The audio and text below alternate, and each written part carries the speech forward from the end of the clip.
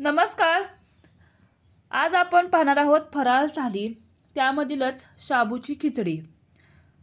कमी तेलामध्ये फडफडीत शाबूची खिचडी कशी बनवावी ही सर्व आपण या व्हिडिओमध्ये सांगितलेलं आहे. त्याचप्रमाणे शाबू कशी भिजवावी, किती पाणी घालावं, अशा सर्व टिप्स दिलेले आहेत. तरी जरूर शेवटपर्यंत व्हिडिओ पहा. चला तर सर्वप्रथम आपण इथे 1 वाटी शाबू घेतलेली आहे. आता काही ठिकाणी ही शाबू मोठी मिळते, काही ठिकाणी लहान मिळते. अगदी कोणतीही शाबू घेतली तरी चालेल. आता 1 वाटी शाबू मी एका भांड्यामध्ये काढून घेतलेली आहे. त्यामध्ये पाणी घालायचं आणि स्वच्छ शाबू सर्वप्रथम धुवून घ्यायची. आता यातील आपण पाणी काढून घेणार आहोत. जर तुम्ही शाबू आदल्या रात्री भिजत घातली ना तर छान भिजली जाते. जर तुम्ही इन्स्टंट भिजवणार असाल 2 तासामध्ये किंवा अर्ध्या तासामध्ये, तर यामध्ये गरम पाणी घालायचं, थोडंसं कोमट पाणी. जर आदल्या रात्री भिजवणार असाल तर अशा प्रकारे थंड पाणी घातलं तरी चालेल. आता पाणी घालताना अगदी थोडं पाणी घालायचं. शाबूवरती थोडंसं पाणी दिसलं पाहिजे अशा प्रकारेच पाणी घालायचं. पाहू शकता अगदी थोडंसं पाणी शाबूवरती दिसत आहे. हाताने अशा प्रकारे चेक करून दाखवलेलं आहे. आता आदल्या रात्री आपण ही शाबू भिजत घातली होती, झाकून ठेवायची. दुसऱ्या दिवशी पाहू शकता छान शाबू आपली भिजलेली आहे. अगदी फडफडीत शाबू तयार होते. जर अशा प्रकारे शाबू भिजली ना तर शाबूची जी खिचडी असते ती अजिबात तेलकट होत नाही आणि छान भाजली जाते.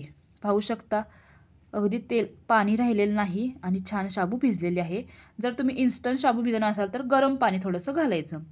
आता इथे मी लहान साईजचा बटाटू अगदी बारीक कट करून घेतलेला आहे आणि अर्धी वाटी शेंगदाण्याचा कूट, त्याचप्रमाणे 2 ते 3 बारीक कट केलेल्या मिरच्या घेतलेल्या आहेत. आता सर्वप्रथम आपण थोडंसं तळण तळणार आहोत. शाबू खिचडी केल्यानंतर तळण तळू नका, त्याच्या आधीच तळण तळून घ्या, जेणेकरून ही तेलकट कढई असते त्यामुळे त्याच्या आधीच तळण तळून घ्यायचं. अगदी तुम्ही वेपर्स जरी तळले चालतील किंवा अशा प्रकारे शाबूचे पापड असतील तरी चालेल, मात्र खिचडी करताना त्याच्या आधी तळून घ्यायचं, जेणेकरून ही जी कढई आहे ती आपल्याला वापरता येते. आता आपण इथे 2 ते 2.5 चम्मच तेल घेतलेलं आहे. थोडंसं तेल ह्यातलं काढून घेतलेलं आहे. आता आपण इथे बारीक चिरलेली मिरची आणि लहान साईजचा एक बटाटा बारीकच कट करून घ्यायचा. जर मोठा कट केला तर तुम्ही शिजण्यासाठी खूपच वेळ जातो, शिजत नाही, कच्चा राहतो. त्यासाठी अशा प्रकारे थोडासा बारीक पीस कट करून घ्यायचे आणि आता हे पुन्हा मिक्स करून घ्यायचं. आता हा बटाटा भाजत असताना त्यामध्ये अगदी थोडंसं मीठ टाकायचं, जेणेकरून बटाटा आपला आहे तो लगेच शिजला जातो. थोडंसं मीठ टाकायचं. जर थोडं जास्त मीठ टाकलं तर शाबू खिचडी खाताना बटाटा थोडासा खारट लागतो. त्यासाठी अगदी थोडंसं मीठ टाकायचं आणि हे मिक्स करून घ्यायचं. आता थोड्या वेळाने आपण अशा प्रकारे चेक करायचं, अजून बटाटा आपला छान शिजलेला नाही आणि हा बटाटा आपण मीडियम गॅसवरती शिजवून घ्यायचा. जर फास्ट गॅस केला तर बटाटा शिजत नाही, खाली लागतो. त्यासाठी मीडियम गॅस ठेवायचा आणि छान बटाटा शिजवून घ्यायचा. आणि बटाटा शिजवताना थोडंसं अशा प्रकारे सतत हलवत राहायचं, जेणेकरून बटाटा खाली लागणार नाही. पुन्हा 1-2-3 मिनिटांनं चेक करायचा आपला बटाटा शिजलेला आहे का नाही. अशा प्रकारे पाहू शकता छान बटाटा आता आपला शिजलेला आहे. तुम्ही 1-2-3दा चेक करा, कारण एक बटाटा शिजेल, एक बटाटा शिजणार नाही. त्यामुळे 2-3दा तुम्ही चेक करत राहा. आता आपण यामध्ये बटाटा शिजल्यानंतर शाबू घालणार आहोत. त्याचप्रमाणे अर्धी वाटी शेंगदाण्याचा कूट. आता शेंगदाण्याचा कूट हा भाजलेल्या शेंगदाण्यापासून करायचा, कच्चा शेंगदाणा वापरायचा नाही. थोडासा भाजून घ्यायचा शेंगदाणा आणि थोडासा मोठा, थोडासा बारीक आणि थोडासा मोठा, असा मीडियम आपण हा वाटून घ्यायचा मिक्सरवरती किंवा खलबत्त्यामध्ये कुठला तरी चालेल. त्यानंतर चवीनुसार मीठ घालायचं आणि हे पुन्हा मिक्स करून घ्यायचं. आता आपण इथे कमी तेल वापरलेलं आहे, त्यामुळे पूर्ण गॅस स्लो ठेवायचा. अगदी पूर्ण गॅस स्लो, मीडियम ठेवायचा नाही, स्लो ठेवायचा. आपली जी शाबू आहे ती थोडीशी खाली लागण्याला मदत होते, कारण तेल कमी आहे आपलं, त्यामुळे अगदी स्लो गॅसवरती ही शाबू छान भाजून घ्यायची. अगदी 5 ते 6 मिनिटं लागतात शाबू भाजण्यासाठी. स्लो गॅसवरच भाजा. अशा प्रकारे सर्व मिक्स करून घ्यायची शाबू। इथे जर तुम्ही कोथिंबीर जिरे उपवासासाठी खात असाल तर ह्यामध्ये जरूर घालू शकता। अशा प्रकारे सर्व मिक्स करून घ्यायची। अशा प्रकारे जर शाबू खिचडी केली ना अजिबात तेलकट होत नाही किंवा यापासून पित्तही होत नाही। अशा प्रकारे पुन्हा मिक्स करून घ्यायची स्लो गॅसवरती। थोडंसं सतत हलवत राहावं लागतं कारण शाबू खाली लागणार नाही याची काळजी घ्यावी लागते। आता पाहू शकता पूर्ण शाबूचा कलर चेंज झालेला आहे आणि अशा प्रकारे आपली शाबू छान भाजलेली आहे।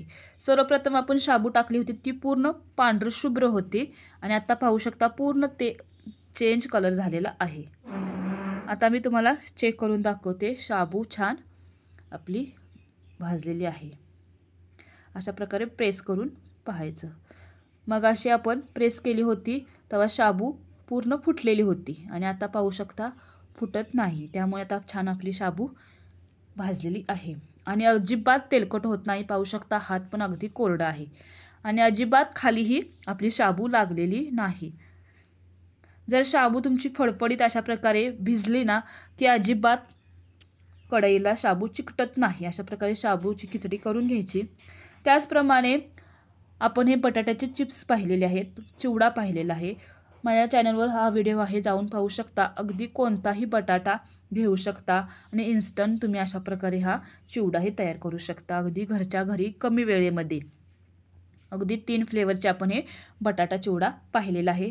त्याचप्रमाणे उपवासाचा लाडू, ह्यामध्ये साखर नाही, गूळ नाही, अगदी कोणीही खाऊ शकेल असा हा उपवासाचा लाडू 2 प्रकारे आपण हे लाडू तयार केलेले आहेत।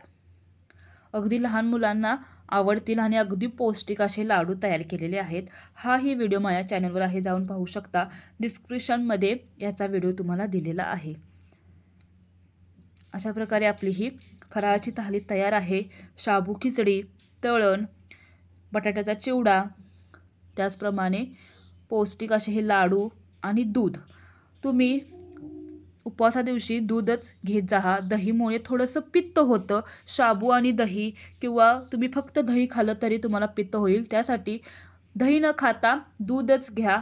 अगदी 1 पेला पिला तरी चालेल, मात्र दूधच घ्या, पित्त अजिबात होणार नाही। अशा प्रकारे तुम्ही कोणतंही फळ यामध्ये खाऊ शकता। अशा प्रकारे आपली फराळाची थाली तयार आहे। व्हिडिओ आवडला असेल तर जुगाड रेसिपीला जरूर सबस्क्राईब करा अशाच नवनवीन रेसिपीसाठी। त्याचप्रमाणे इथे साहित्यही मी दिलेले आहे।